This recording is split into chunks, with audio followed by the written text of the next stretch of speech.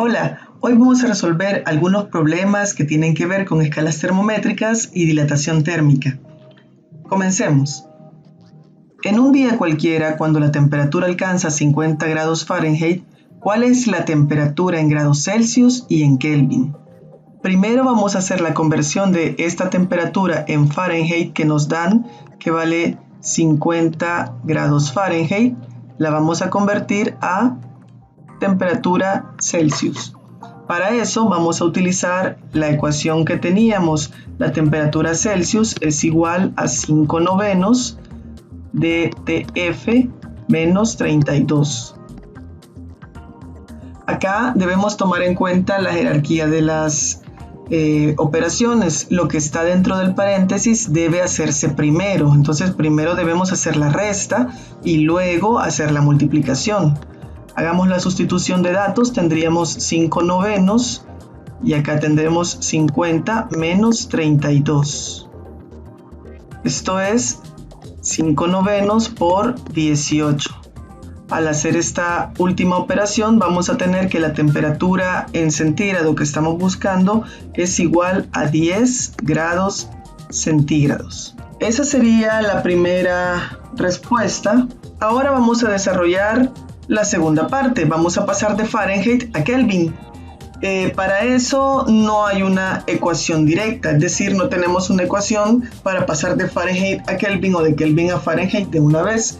Lo que suele hacerse es que pasamos la temperatura Fahrenheit a centígrado y luego de centígrado la pasamos a Kelvin. Y eso es lo que vamos a hacer en esta ocasión. Como ya tenemos la temperatura Kelvin en la primera parte, entonces ahora vamos a calcular cuál es la temperatura Kelvin. Para eso ocupamos la ecuación. La temperatura Kelvin es igual a la temperatura centígrado más 273.15 y esto va a ser,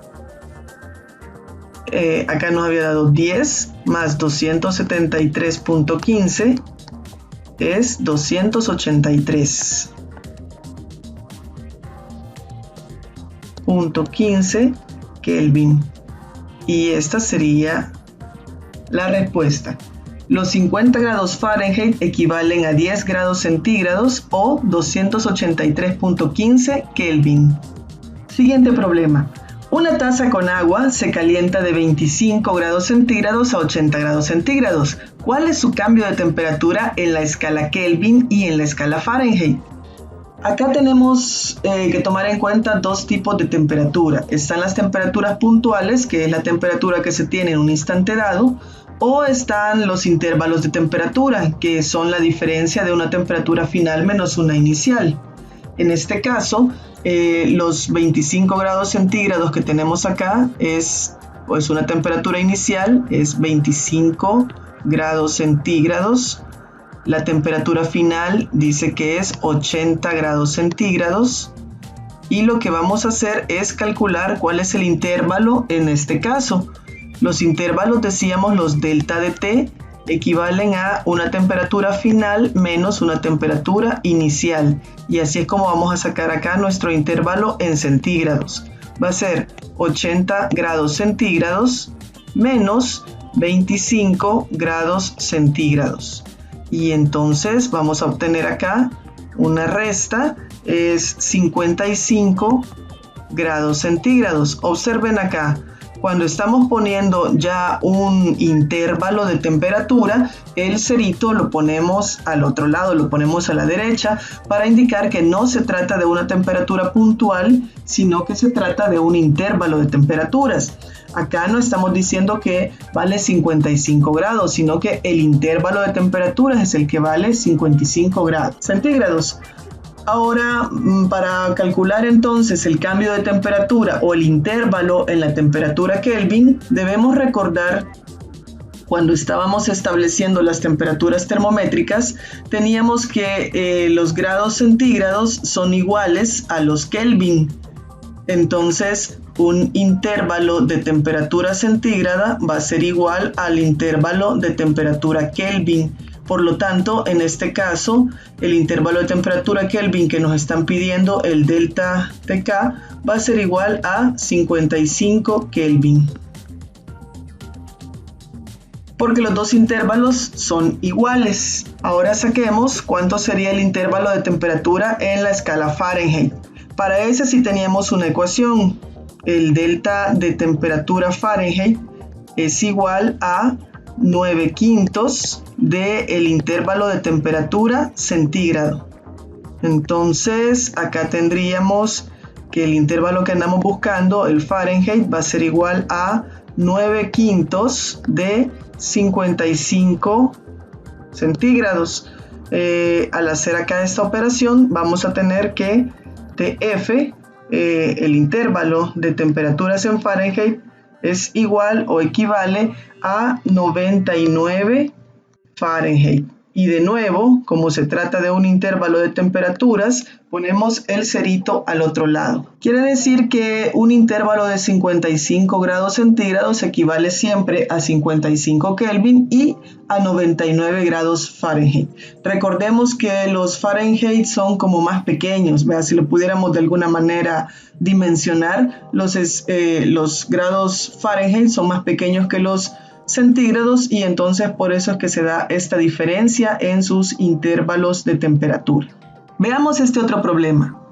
Nos pide que calculemos la única temperatura a la que los termómetros Fahrenheit y Celsius coinciden y luego que calculemos la única temperatura a la que los termómetros Fahrenheit y Kelvin coinciden. Ok, vamos con el literal A. Vamos a tomar en cuenta, vamos a considerar acá la ecuación que nos relaciona la temperatura Fahrenheit con la centígrado.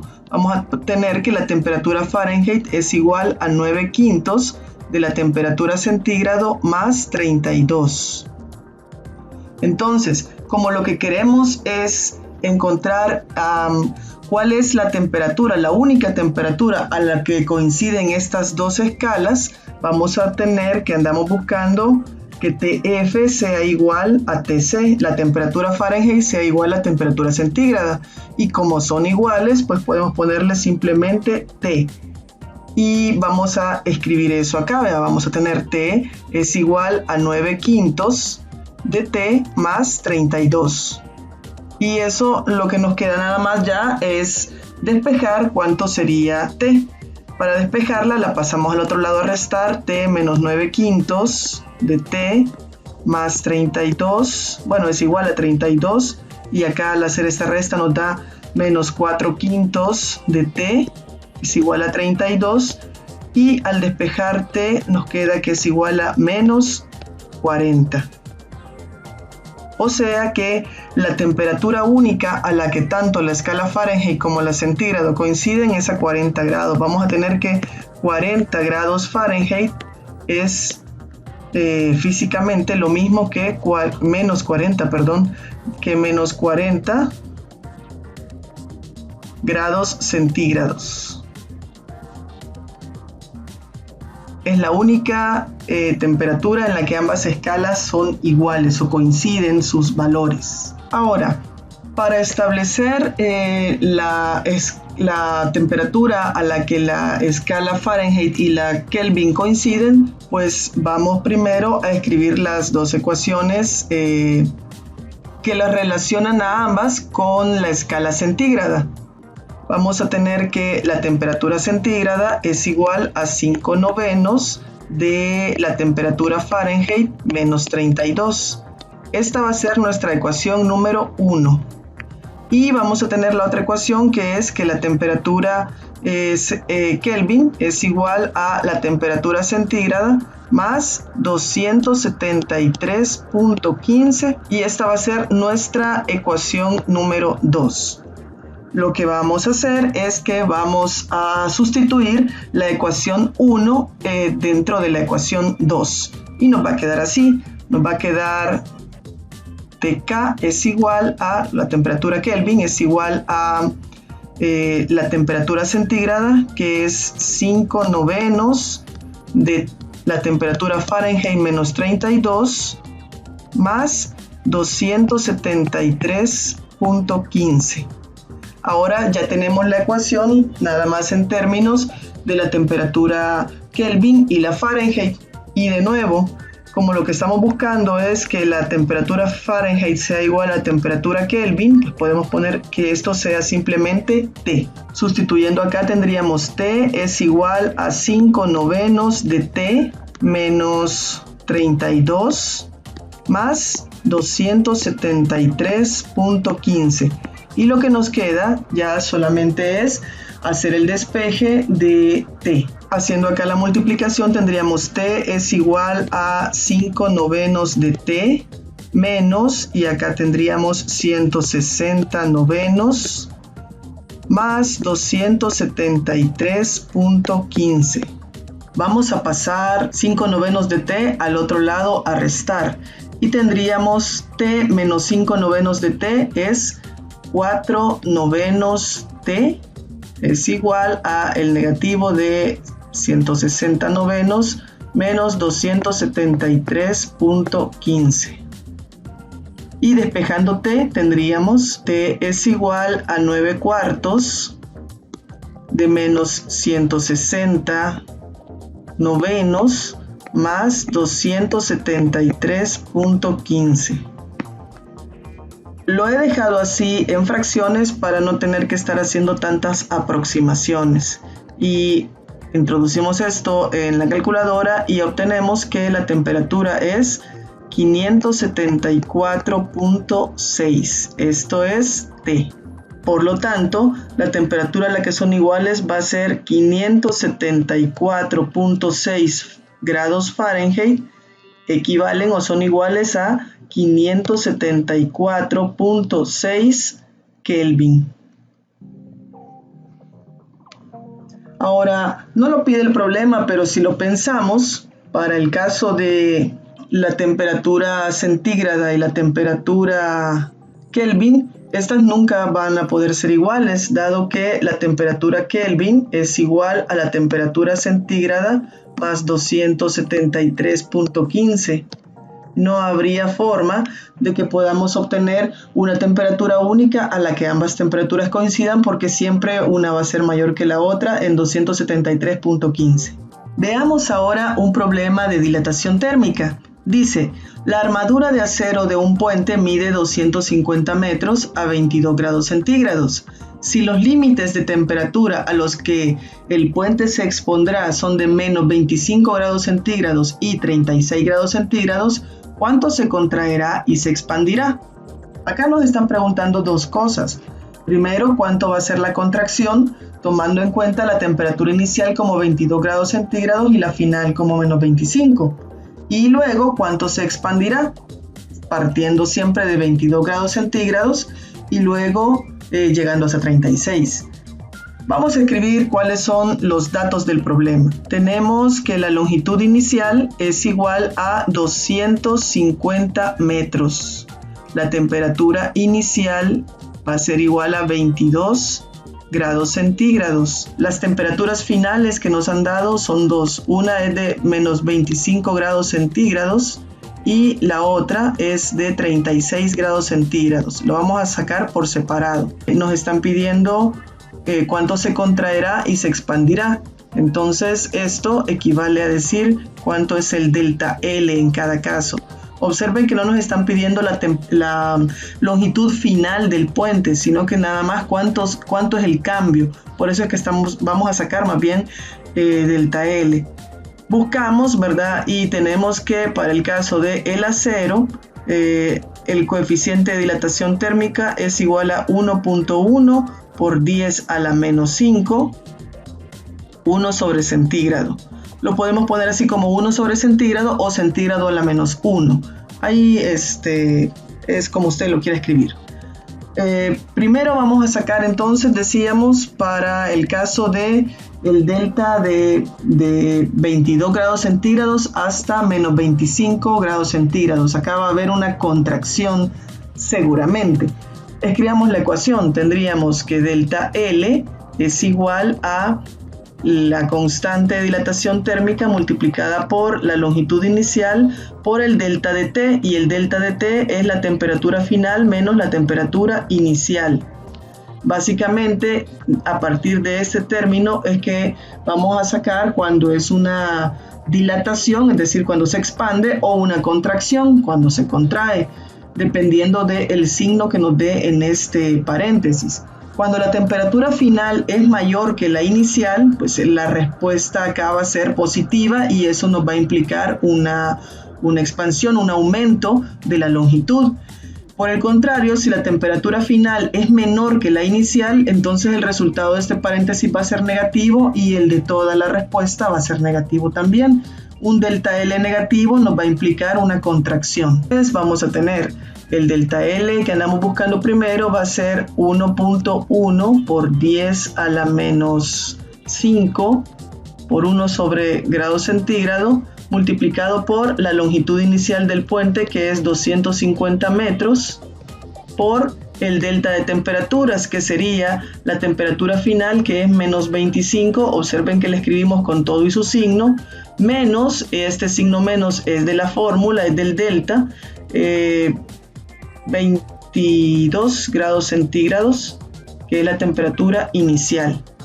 Al hacer acá esta operación, pues vamos a ver que nos da ahí un número negativo, y al hacer la operación completa vamos a tener, aquí me había equivocado, es L. Vamos a tener que el delta de L que andamos buscando va a ser igual a menos 0.13 metros. O sea que se está contrayendo 13 centímetros al existir ese cambio de temperatura desde 22 grados hasta menos 25. Ahora veamos cuánto se va a expandir en un día caluroso, ¿verdad? Que pasa a ser 36 grados. Lo único que va a cambiar es la temperatura final. Vamos a tener delta L es igual a 1.1 por 10 a la menos 5, 1 sobre centígrado, multiplicado por 250 metros, y acá tendríamos la final es 36 grados centígrados menos la inicial, que es la misma, 22 grados centígrados. Y esto va a ser igual a 0.04 metros. En este caso, como el delta T es menor, ¿verdad? De 22 a 36 es menos que de 22 a menos 25, entonces el cambio en la longitud también fue menor, apenas va a ser de 4 centímetros. Siguiente problema. Un anillo de hierro debe ajustarse perfectamente a una varilla cilíndrica de hierro. A 20 grados centígrados, el diámetro de la varilla es de 6.420 centímetros. Para deslizarlo sobre la barra, el anillo debe ser ligeramente mayor por aproximadamente 0.008 centímetros. ¿Qué temperatura debe tener el anillo? Si su orificio debe ser lo suficientemente grande como para permitir que se deslice sobre la varilla. Vamos a suponer, aunque no lo dice explícitamente el problema, que inicialmente tanto la varilla como el anillo, ambos tienen el mismo diámetro. Entonces, este diámetro que nos dan acá, el diámetro de 6.420 centímetros, va a ser el diámetro inicial tanto del anillo como de la varilla. Y esto lo vamos a tomar como nuestra longitud inicial, el L sub 0, la longitud inicial. Veamos qué más. Tenemos una temperatura inicial de 20 grados centígrados. Y este 0.08 que aparece acá, 0.08 centímetros, que es lo que debe ser ligeramente mayor el anillo, vendría a ser nuestro delta de L. Es decir, nosotros necesitamos que el anillo sea ese poquito más grande que la varilla. Buscamos en una tabla cuál sería la constante de dilatación térmica para el caso del hierro. Acá ambos materiales son de hierro. La constante de dilatación térmica para el caso del hierro es de 11.7 por 10 a la menos 6, 1 sobre centígrado. Entonces, inicialmente tanto la varilla como el anillo tienen un diámetro de 6.420 centímetros. Pero ahora queremos que el anillo sea un poco más grande y para eso lo tenemos que calentar. Y andamos buscando la temperatura final, ¿verdad? La temperatura a la que debemos calentar el anillo para que él logre expandirse, para que logre expandir su diámetro 0.08 centímetros. Entonces escribimos la ecuación, tendríamos que delta L es igual a la constante de dilatación térmica por la longitud inicial por el delta de temperatura, que es TF menos TI. Y en este caso lo que andamos buscando es la temperatura final, por lo tanto la temperatura final es igual a el delta de L entre el coeficiente multiplicado por L sub O, y todo esto le sumamos TI, la temperatura inicial. Con esto vamos a tener cuánto debe valer la temperatura final. Entonces, haciendo la sustitución, tendríamos que acá 0.08 centímetros entre 11.7 por 10 a la menos 6, 1 sobre centígrado. Y esto multiplicado por la longitud inicial del anillo, que es 6.420 centímetros. Y a todo esto le vamos a sumar la temperatura inicial, que son 20 grados centígrados. Observemos acá que se nos elimina centímetro con centímetro y grados centígrados sube al numerador y nos va a quedar en centígrados este primer término también. Entonces TF es igual a 126.5 grados centígrados. Esta es la temperatura a la que habrá que calentar el anillo para que este se expanda 0.08 centímetros en su diámetro y de esa manera quepa por la varilla y se pueda deslizar. Ya luego, cuando se enfríe, se va a volver a contraer y entonces va a quedar muy fijo en la varilla. Hagamos otro problema. Se observa que 55.50 mililitros de agua a 20 grados centígrados llenan por completo un contenedor de agua hasta el borde. Cuando el contenedor y el agua se calientan a 60 grados centígrados, se pierden 0.35 gramos de agua. ¿Cuál es el coeficiente de expansión volumétrica del contenedor? Tomemos en cuenta que la densidad del agua a 60 grados centígrados es de 0.98324 gramos sobre mililitro. Entonces, en este caso, al inicio tenemos ahí un contenedor, está completamente lleno de agua. Aquí estamos a 20 grados centígrados. Después de un rato, pues el contenedor es sometido, tanto el contenedor como el agua, son sometidos a una temperatura de 60 grados y eso hace que parte del agua se derrame. Esta cantidad de agua que se ha derramado es 0.35 gramos. Y entonces queremos saber, ¿verdad?, cuál es el coeficiente de expansión volumétrica del contenedor. Evidentemente acá vamos a tener que el coeficiente de expansión volumétrica del contenedor va a ser menor que el del agua porque él se dilató menos, ¿verdad? Se expandió menos, el agua se expandió más y por eso es que se rebalsó. Al inicio los dos tenían el mismo volumen, al ser sometidos ambos al mismo cambio de temperatura, uno se expande más que el otro porque uno tiene un coeficiente de expansión volumétrica mayor. En este caso, el que se expandió más es el que tiene mayor coeficiente de dilatación volumétrica, que sería el agua. Entonces, buscamos, ¿verdad?, cuál es el coeficiente de dilatación volumétrica del agua y obtenemos de la investigación que el coeficiente, recordemos que el coeficiente de dilatación volumétrica lo representamos con gamma, es igual a 2.10 por 10 a la menos 4, 1 sobre centígrado. La respuesta que encontremos deberá ser menor a 2 por 10 a la menos 4, 1 sobre centígrado. Escribamos los otros datos que tenemos. Nos dan el volumen inicial tanto del contenedor como del agua, es de 55.50 mililitros. La temperatura inicial es de 20 grados centígrados. La temperatura final es de 60 grados centígrados. Esto indica que el delta T es igual a 40 grados centígrados. ¿Qué más tenemos? Tenemos lo que se derrama del agua. Dice que son 0.35 gramos. Y veamos qué más nos dan la densidad del agua a 60 grados. Recordemos que las densidades dependen de la temperatura. Cuando nosotros lo veíamos en la parte de fluidos, tomábamos en cuenta que la densidad era una constante, pero realmente está variando, ¿verdad? Con la temperatura.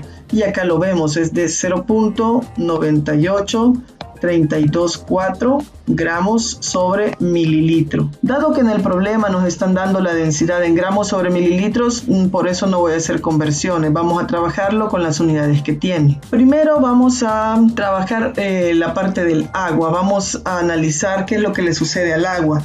El volumen inicial del agua era de 55 mililitros a 20 grados centígrados.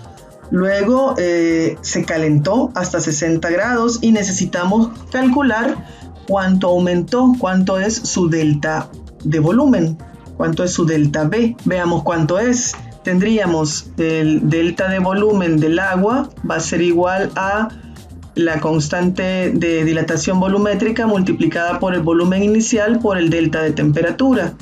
Es decir, 2.10 por 10 a la menos 4, 1 sobre centígrado, multiplicado por el volumen inicial, que es 55.50 mililitros, por el delta de temperatura, que es 40 grados centígrados.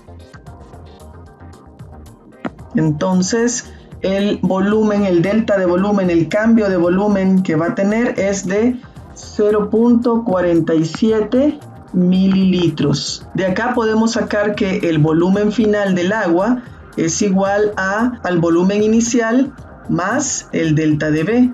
O sea que el volumen final del agua va a ser de 55.50 mililitros más 0.47 mililitros. Esto es igual a 55.97 mililitros. De estos 55.97 mililitros se derramaron 0.35 gramos de agua. Necesitamos saber esos 0.35 gramos de agua a cuánto equivalen en volumen, ¿ok? Entonces vamos a calcular acá. A partir de la fórmula de que densidad es igual a masa entre volumen, sacamos, ¿verdad?, que el volumen es igual a masa entre densidad. Es decir, va a ser igual a los 0.35 gramos entre la densidad del agua a esa temperatura, que es 0.98324 gramos sobre mililitro. Entonces se nos eliminan los gramos, nos va a quedar esto en mililitros y al hacer la operación tenemos que el volumen derramado de agua es de 0.36 mililitros.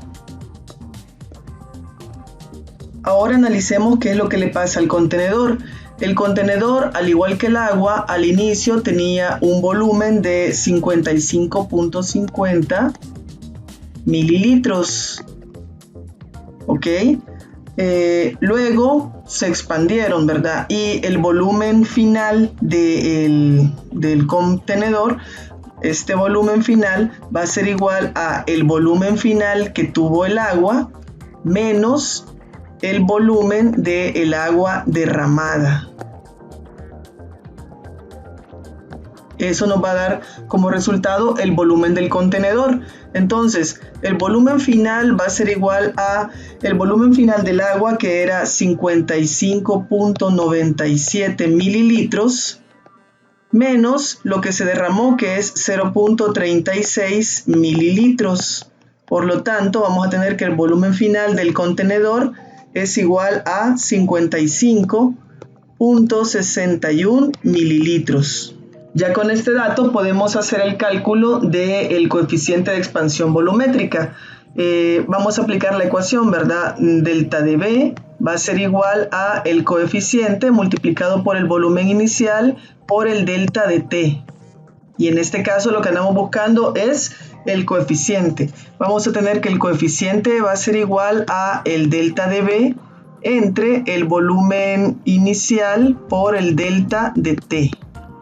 Esto sería, el delta de B va a ser igual a el volumen final, que son 55.61 mililitros, menos el volumen inicial, que era 55.50 mililitros, y todo esto dividido entre el volumen inicial, que es 55.50 mililitros, multiplicado por el delta de T, que eran 40 grados centígrados. Acá observamos que en el numerador vamos a tener mililitros y se va a eliminar con mililitros, y en el denominador nos va a quedar nada más grados centígrados. Y la constante va a ser igual a 4.95 por 10 a la menos 5, 1 sobre centígrado. Observamos que se cumple lo que habíamos comentado, que el coeficiente de dilatación volumétrica del contenedor tenía que ser menor que el del agua, porque él se expandió menos y por eso el agua quedó derramada. Veamos otro. Dice, como resultado de un aumento de temperatura de 32 grados centígrados, una barra con una grieta en su centro se pandea hacia arriba, como se muestra en la figura. Si la distancia fija L sub 0 es igual a 3.770 metros y el coeficiente de dilatación lineal es de 2.50 por 10 a la menos 5 centígrados a la menos 1, halle X, la distancia a la cual se eleva de su centro. He cambiado la figura de lugar para tener espacio para trabajar. Entonces, cuando la temperatura era inicial, pues la barra quedaba perfectamente ahí en medio de los dos bloques. Pero de repente hubo un aumento de temperatura. Y ese aumento de temperatura es 0.32 grados centígrados. Observen que el cerito nos indica que esa ya no es una temperatura puntual, sino que es un intervalo de temperatura.